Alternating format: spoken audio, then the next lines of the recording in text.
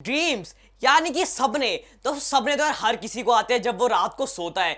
दोस्तों शायद आपको ये नहीं पता होगा कि एक एवरेज ह्यूमन बीइंग अपनी लाइफ में 6 साल तक सिर्फ सोता ही रहता है। आप इमेजिन करो यार, 6 साल तक वो बंदा सपने ही लेता रहता है। वो अपने 6 साल तक इतनी क्रिएटिविटी अपने सपने में देखता है, पर वो उसको सुबह उठ के भूल जाता है या फिर उसे इग्नोर मार देता है। उसे वो कहता है ये तो इलॉजिकल था। दोस्तों वैसे तो हम बोलते हैं अपने सपनों की बहुत ज़्यादा इलॉजिकल और ऐसे बेकार होते हैं, पर दोस्तों शायद आपको पता नहीं है कि हमारे ड्रीम्स बहुत ज़्यादा वास्ट और बहुत ज़्यादा कॉम्प्लेक्स हो सकते हैं। दोस्तों हमारी साइंस जो कि ड्रीम और स्लीप से रिलेटेड है, वो बहुत ही आगे सक्सेस कर चुकी है इस टॉपिक के लिए। दोस्तों हमारी आज की वीडियो में मैं आपको इस चीज़ के बारे में बताने वाला हूँ कि ड्रीम्स आते कैसे हैं और असल में जो ड्रीम्स आते हैं उनका मीनिंग क्या है हमारी रियल लाइफ में। तो चल चलते हैं हमारी आज की वीडियो की तरफ।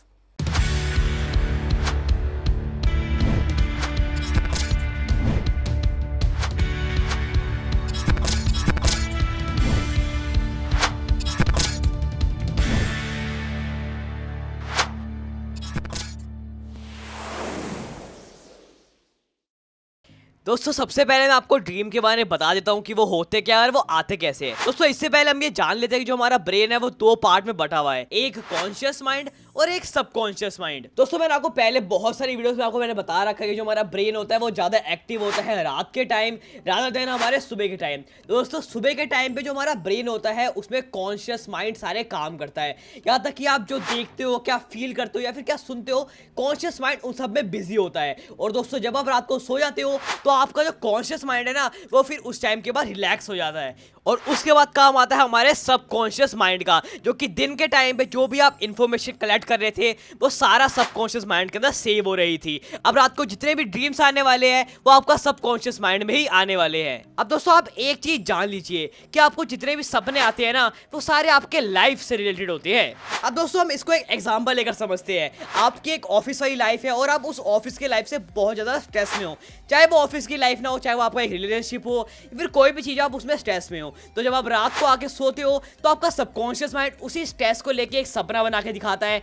जैसे कि सपना आपको ऐसा आ कि आप एक जंगल में भाग रहे हो और आपके पीछे कोई पड़ा हुआ है, या फिर आपके आंखों में पट्टी बंधी हुई है और आप जा रहे हो, आपको पता नहीं आप कौन सी पाथ पे चल रहे हो, या फिर आप एक काली सी रोड जहाँ पे अंधेरा है बिल्कुल उसमें चले जा रहे हो। दोस्तों इन तीनों सपनों का मीनिंग यही बनाता है कि आपको पता नहीं है कि आप अपनी लाइफ में कहाँ जा रहे हो, आपको पता नहीं कि आप लाइफ में कर क्या रहे हो, बस आप नॉर्मल पागल होते सिर्फ चले जा रहे हो। दोस्तों हम इसको एक और एग्जांपल से समझते हैं तो आपको उससे अच्छी तरीके से समझ में आएगा। दोस्तों समझ लीजिए कि आपका कोई एक डिजायर था या फिर आपको कोई सपना था जो कि आपका पूरा नहीं हो पाया, तो वो भी आपका सपना दिख सकता है। अब दोस्तों वो किस तरीके से, आप मान लीजिए कि आपको क्रिकेटर बनना था, पर किसी वजह से अपने फैमिली के प्रेशर की वजह से या किसी वजह से भी आप क्रिकेटर नहीं बन पाए और आप एक नॉर्मल सी ऑफिस के जॉब में रह गए, पर आपको अपनी जिंदगी भर ये रिग्रेट है कि यार मैं क्रिकेटर नहीं बन पाया। तो आपका जो सबकॉन्शियस माइंड है वो एक सपना बनाएगा जिसके अंदर आप क्रिकेटर होंगे। अब दोस्तों मैंने आपको सपने के बारे में बता दिया, अब हम सपने में डिटेल में जाने वाले हैं कि सपने जो आते हैं उनका हमारे रियल लाइफ में कोई इफेक्ट पड़ता है या फिर नहीं पड़ता है। दोस्तों आपको एक चीज जान के बहुत ज्यादा हैरानी होने वाली है कि ड्रीम में आप जितने भी लोगों को देखते हो उन लोगों को आपने रियल लाइफ में जरूर देख रखा है। अब दोस्तों आप ये बोल रहे होंगे कि यार ऐसा तो है नहीं, मैंने कल को सपना देखा, मुझे एक बंदा मिला पर उसको मैंने देखा तो था नहीं कभी। हाँ दोस्तों ऐसा जरूर हो सकता है कि आप उस बंदे से कभी मिले ना हो, पर दोस्तों अगर आपने उसको कहीं चलते हुए भी देख लिया है, आपको तो वो चीज याद नहीं है या फिर आप तो उससे मिले नहीं हो, पर आपके सबकॉन्शियस माइंड ने उसका फेस को जरूर याद रख लिया है।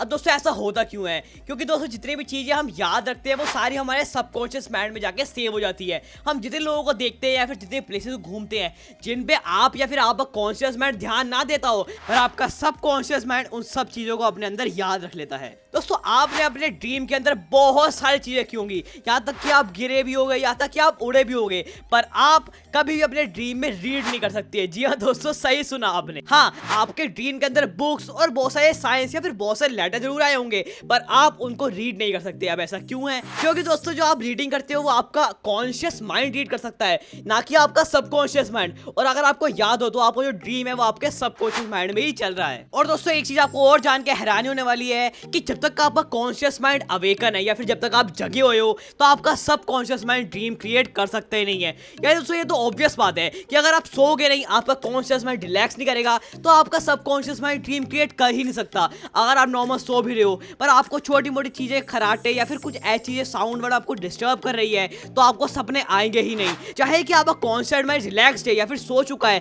पर फिर भी अगर आपका सबकॉन्शियस माइंड हल्का सा भी डिस्टर्ब हो रहा है ना, तो वो सपने क्रिएट कर ही नहीं सकता। दोस्तों हमारी आज की वीडियो के लिए बस इतना ही। अगर आपको हमारी आज की वीडियो पसंद आई होगी ना, क्योंकि यार आई होगी यार, इतनी बढ़िया वीडियो थी, तो प्लीज हमारे चैनल को सब्सक्राइब कर देना, इस वीडियो को लाइक कर देना और कमेंट में बताना आपको वीडियो कैसी लगी। मुझे ब्लेस करें, इस वीडियो को शेयर करके। तो मैं आपको अगली वीडियो में, दोस्तों बाय।